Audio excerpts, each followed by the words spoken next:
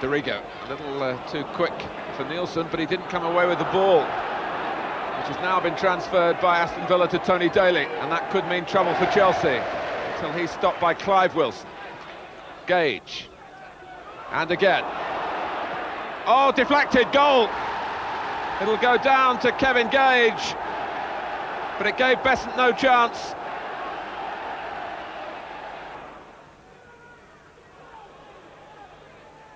Daly. It's run on for Olney, and this is how Daly loves to get the ball. And Chelsea, even Dorigo's not quick enough to get to him, and look at that! Tony Daly. Terrific goal for Villa.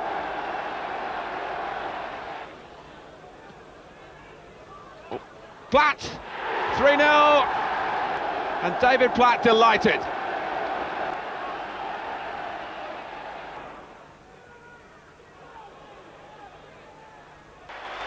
It looked comfortable for Arsenal's Jeff Hopkins, sluggish Alan Smith scoring in style. Lee Dixon with extra freedom to go forward because of George Graham's return to the sweeper system. Dixon doing it brilliantly with excellent assistance from Michael Thomas. A really delicious goal from Lee Dixon.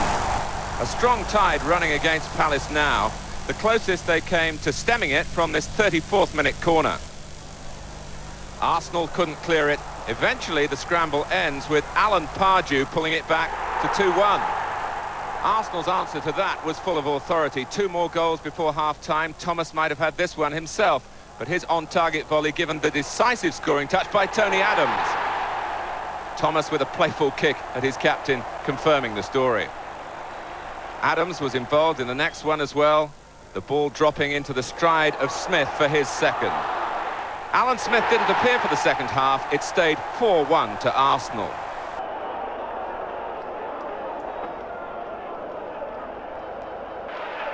A day to forget at Highfield Road for Paul Gascoigne. That swing at Coventry's Lloyd McGrath during the first half resulted in a fractured forearm for the England international, who's now expected to be out of action for between 5 and 6 weeks. It was an off day too for Gary Lineker, who'd scored 5 times in his previous 4 matches, but was unable to take his best opportunity when it came in the second half. The match did improve as it went on after a fractious opening half which had brought 5 bookings in the first 39 minutes. It was Tottenham who went closest to winning it 7 minutes from the end. Vinnie Samways here setting up the chance for Paul Stewart, whose shot was deflected against the post. Coventry grateful to escape there, but they almost won it themselves even later. David Speedy beating Bobby Mims to the punch, but ultimately neither side was able to find a way through.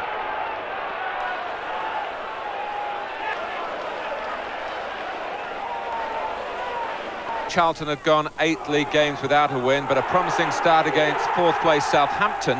Robert Lee after 25 minutes. Southampton obviously found time over the festive period to rehearse their set pieces. Matthew Le Tissier curving the equaliser beyond Bob Boulder on the half hour. 2 minutes later, a variation on the theme. Russell Osman this time blasting Southampton into a 2-1 lead. Their football in free play is similarly confident. Rod Wallace racing between Joe McLaughlin and Colin Pates. 3 Southampton goals in 7 minutes, and Charlton in chaos again. Rodney Wallace also responsible for Southampton's 4th 19 minutes from time. Le Tissier and Wallace developing a splendid understanding. Southampton very exciting to watch. Charlton, great relegation-esque apologists in the past, but their plight perilous now. They did contribute the game's final goal. Steve McKenzie's shot worthy of better circumstances. 4-2 to Southampton. The Saints march on. At the Den, Paul Goddard's first appearance in Millwall blue after his £800,000 move from the team he faced this afternoon, Derby County. Millwall did the double over Derby last season, but they fell behind after 22 minutes. Nick Pickering, a scorer against Coventry on Saturday, on the mark again here. Millwall have now won only 1 of their last 14 league games, but they did manage an equaliser 8 minutes after half-time, not from Goddard, but left-back Ian Dawes showed the strikers the way. Millwall 1, Derby County 1.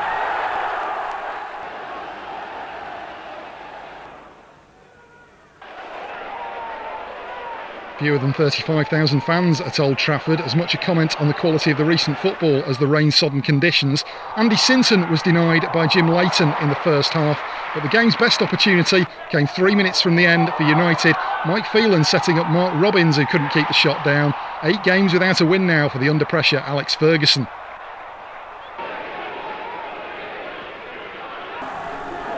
Norwich City haven't had much holiday cheer, a third 1-0 defeat in a row, this even more galling at home and in injury time. Wimbledon's captain Keith Curle with a buccaneering burst, and Terry Gibson so tidy in front of goal. Wimbledon doing rather better away from Plough Lane these days.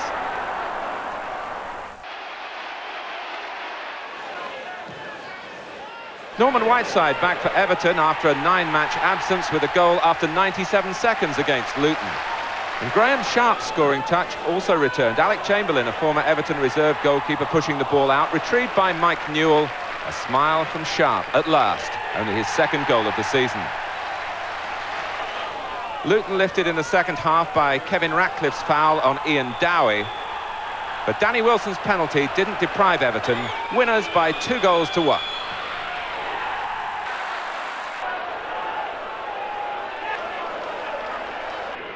Well, I'm afraid we're unable to bring you the action from Hillsborough, where a noon kick-off for Ron Atkinson's side caught out our cameraman. A shame, because it was an eventful match. David Hurst gave Wednesday the lead in the first half, then had to go in goal in the second after the home goalkeeper Kevin Pressman was carried off with a knee injury. Hurst performed well, he kept a clean sheet, and Nigel Pearson added a second goal for Wednesday near the end. It all added up to Howard Kendall's first defeat as City manager. Final score: Sheffield Wednesday 2, Manchester City 0.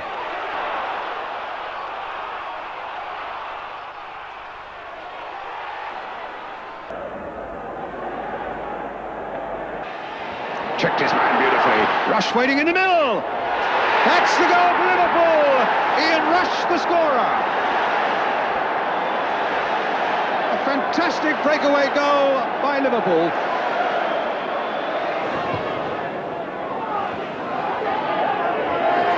Burrows. Orlickson. Beaten by Barnes. Finds Beardsley. There could be problems here for Forest. Barnes again. Crossed in again towards Rush. A brilliant goal.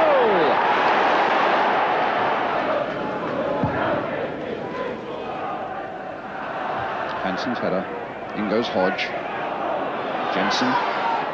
Flicking it back for Parker. There's Crosby on this flank again. Twisting there towards Hodge, who's in there. And it's in there! Stevie Hodge for Nottingham Forest. Hodge.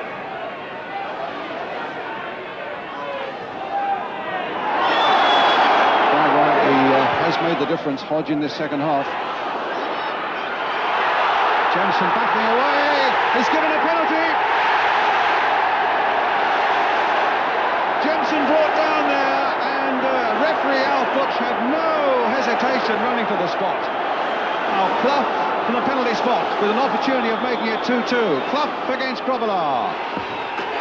It's 2-2.